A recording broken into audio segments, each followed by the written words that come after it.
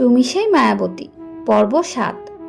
প্রথম ভুল বোঝাবুঝি, ছোট ঝগড়া আর ভালোবাসার আসল পরীক্ষা। দীর্ঘ পর্ব। গল্পটা ভালো লাগলে লাইক, কমেন্ট, শেয়ার করুন। দিনগুলো সুন্দরভাবেই কাটছিল। আমাদের জীবনে একটা শান্ত ছন্দ চলে এসেছিল। সকালে নামাজ দিয়ে শুরু, তারপর ছোট ছোট কাজ, বিকেলে গল্প, রাতে একসাথে দোয়া। সবকিছু যেন নিখুঁত লাগছিল। কিন্তু কোনো সম্পর্কই সবসময় একই রকম থাকে না। একটি ছোট ঘটনা, বড় অনুভূতি। সেদিন বিকেলে তুমি রান্নাঘরে ব্যস্ত ছিলে, আমি বাইরে কিছু কাজে গিয়েছিলাম। ফিরতে একটু দেরি হয়ে গেল। বাসায় ঢুকতেই দেখলাম তুমি চুপচাপ শান্ত হয়ে বসে আছো। আমি হাসতে হাসতে বললাম, কি হয়েছে, এত চুপ কেন? তুমি উত্তর দিলে না, নীরব অভিমান। আমি আবার বললাম, রাগ করেছ? তুমি আস্তে বললে, না, কিন্তু তোমার নার ভেতরে স্পষ্ট একটা অভিমান ছিল। আমি বুঝতে পারলাম কিছু একটা হয়েছে। অভিমানের কারণ। কিছুক্ষণ পরে তুমি বললে, আপনি বলেছিলেন তাড়াতাড়ি ফিরবেন। আমি থমে গেলাম। আমি সত্যিই বলেছিলাম, কিন্তু কাজে ব্যস্ত হয়ে ভুলে গিয়েছিলাম।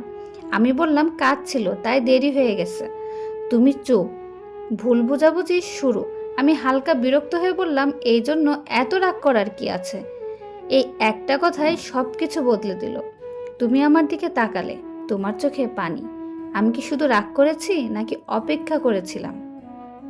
একটা কষ্টের মুহূর্ত। তোমার কথাটা আমার হৃদয়ে আঘাত করলো।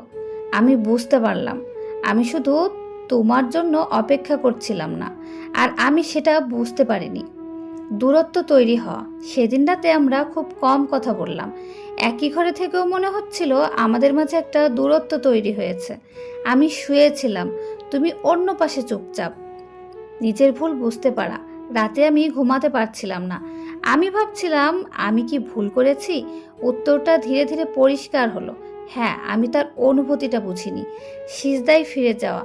আমি উঠে অজু করলাম, নামাজে দাঁড়ালাম, সিজদায় গিয়ে বললাম, হে আল্লাহ, আমি তাকে কষ্ট দিতে চাইনি, কিন্তু আমি ভুল করেছি। আপনি আমাকে সঠিকভাবে বুঝতে সাহায্য করুন। সমাধানের শুরু। নামাজ শেষে আমি তোমার কাছে গেলাম। তুমি তখনও চুপচাপ। আমি ধীরে বললাম, আমি একটা কথা বলবো। তুমি কিছু বললে না, কিন্তু চুপ থেকেও শুনছিলে। ক্ষমা চাওয়া। আমি বললাম, আমি দুঃখিত। তুমি তাকালে। আমি বললাম, আমি দেরি করার জন্য না, তোমার অপেক্ষার মূল্য না বোঝার জন্য দুঃখিত। তোমার চোখ আবার ভিজে উঠল। অভিমান ভাঙা। তুমি আস্তে বললে, আমি শুধু চেয়েছিলাম আপনি আমাকে একটু গুরুত্ব দেন। আমি কাছে এসে বললাম, তুমি আমার জীবনের সবচেয়ে গুরুত্বপূর্ণ মানুষ। ভালোবাসার নতুন শিক্ষা। সেদিন আমরা অনেক কথা বললাম। আমরা বুঝলাম ভালোবাসা মানে শুধু খুশি না, ভালোবাসা মানে একে অপরের অনুভূতি বোঝা, আর ভুল হলে তা ঠিক করা। একটি নতুন প্রতিজ্ঞা। আমি তোমার হাত ধরে বললাম, আমি চেষ্টা করব তোমাকে বুঝতে। তুমি হালকা হাসলে। আমিও। একসাথে দোয়া। সেদিন আমরা একসাথে দোয়া করলাম, হে আল্লাহ, আমাদের মাঝে যদি কোনো ভুল বোঝাবুঝি আসে, তবে আমাদের তা সুন্দরভাবে সমাধান করার তৌফিক দিন।